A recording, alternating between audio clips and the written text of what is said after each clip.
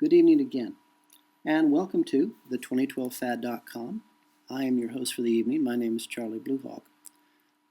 Last night, we talked about tribal instinct and how our masters, the elite, the Committee of 300, the Olympians, know all about our tribal instincts and why they work so very, very hard to keep us from knowing where we came from, what we're capable of doing once we discover each other, that we need each other and can work together, and we don't really actually need the masters at all, their greatest fear. Tonight, I thought we would chat about fantasy versus reality, why the masters always seem to win. It's because it's a very human trait to avoid pain of any kind, whether physical or emotional pain. Emotional pain is far more damaging and does far greater harm than a physical pain any kind of damage will do. This, sadly, I again know from personal experience. At the age of 5, or by the age of 5, most of the bones in my body had been broken by my parents and relatives. It seems I was an unwanted child, and they like to remind me of that. But nothing hurt me more than the terrible things they used to say to me. The bones, for the most part, have mended, again thanks to years of yoga. I highly recommend Anusara Yoga. But the emotional damage, the physiological damage, has stayed with me for a lifetime. I'm 52 years old now. I was actually 40 years old when I was myself for the very first time. That's a really trying story and quite disgusting to tell, but someday we'll chat about it. It might help somebody. But I was 40 years old before I was me for the very first time, and it's taken me 12 years to become a little bit more of me every day. I was part of a project that our masters designed, the Super Soldier Project. They were trying to design, as the title intends, super soldiers who were also psychic, to do all kinds of malevolent, disgusting things. Thankfully, the project failed miserably. I'm a good example of that. And they both, as they do with often their projects, they just released us out into the wild and forgot about us. But it's the psychological damage that does the most hurt to us, and the masters know this.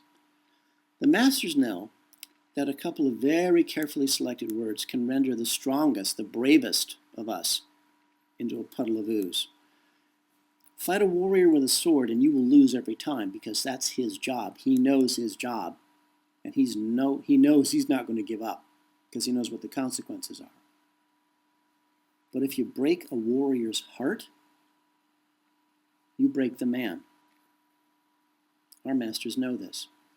Violence is incredibly useful when you have lots of people to deal with. That's why they have all these depleted uranium weapons and what the masters' PR people call weapons of mass destruction. It's how to kill because it's fun for them.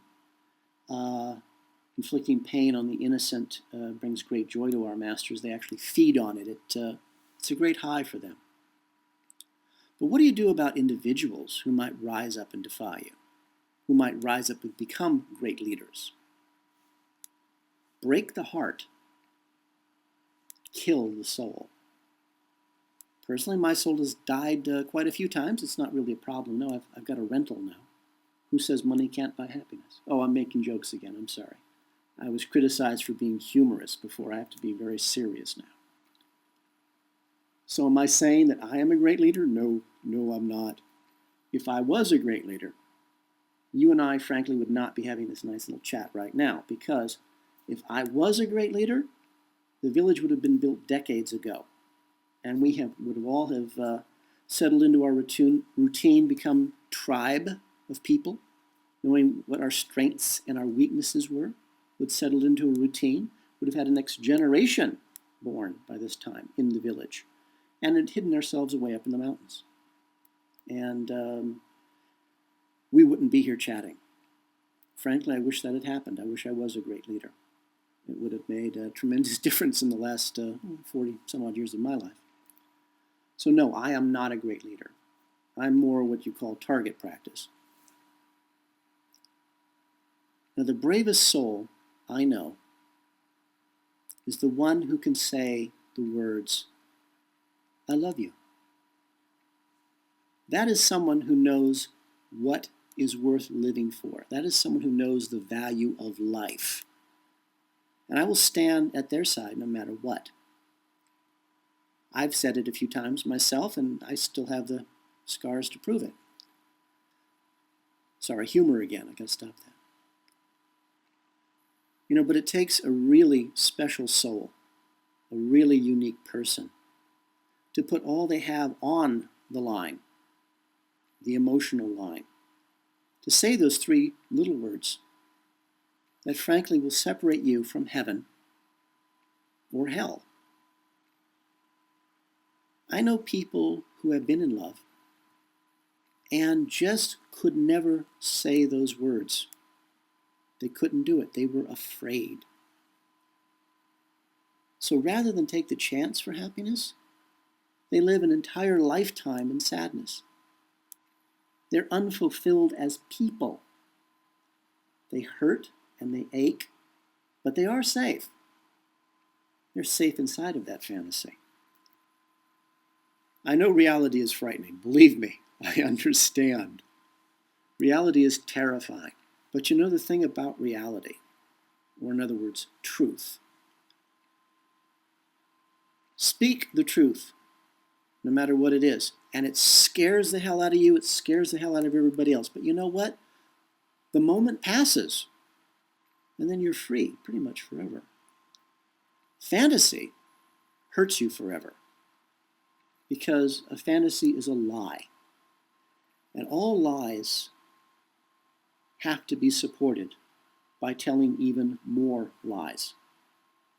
So instead of freeing yourself for thoughts and, thank God that was over sort of a thing, no, you go for pain.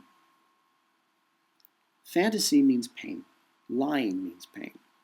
And pain is not worth living for. And frankly, at a certain point, death becomes your only option. But the truth is, if you were afraid to speak three little words that could have freed you forever or hurt you for just a moment, if you didn't have the nerve to say those three little words, then it's doubtful that you'll escape into the next world. Die, I mean. So what does that all mean to you and me, here, us, right now? The masters know about our fears, and they use all of them against us. Just read a mainstream newspaper or go to the bank, stand in line to deposit your check, as I've done numerous times, as we all have, and there's CNN up on the big screen TVs in a bank for some God knows reason. And if you're unlucky enough, the volume's on. And every 15 minutes, if you have a watch, sit in front of CNN for as long as you can stand it, look at your watch, and you can count. Every 15 minutes, they report a new disaster, a new horror, a new fear, something that we have to be so terrified of, we can't think of anything else. Time it for yourself. Again, please don't believe me. This is stuff you can do all by yourself without me. Fear controls us. It's okay to be afraid. Just don't let your fear tell you what to do. I just want to say, I love you, just so I can hear her say those same words back to me. That would be worth anything. That would be worth living for. That would be worth dying for. A reason to live. I hope that you have one.